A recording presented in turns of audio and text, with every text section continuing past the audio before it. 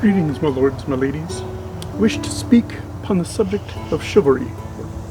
My understanding of the subject of chivalry. Chivalry is built on three pillars. The duty to God or an ideal, duty to king, and duty to populace.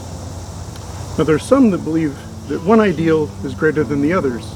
Perhaps duty to the ideal is greater than the duty to the king, and the populace being the least of all. We know that is not true. Some take those ideals and they pay them lip service, so that upon the surface, each ideal seems the same, but underneath, they are of different lengths. They are not paid the same heed.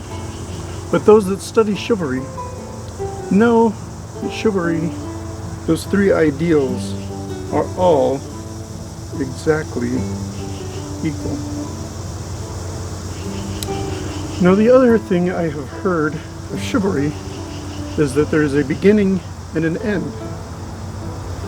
But I understand it that there is no beginning and no end. That the duty is circular and forever, sometimes with a little bump in the middle.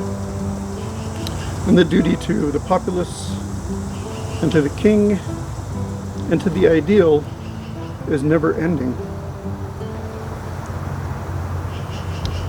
Last, I've heard very few say that these ideals are separate, that you can serve king separate from the ideal, separate from the populace.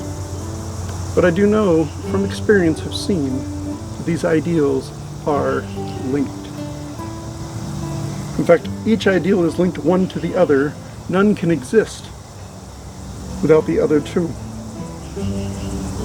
In fact, it is so that should one ideal become separated, the chain of chivalry is broken.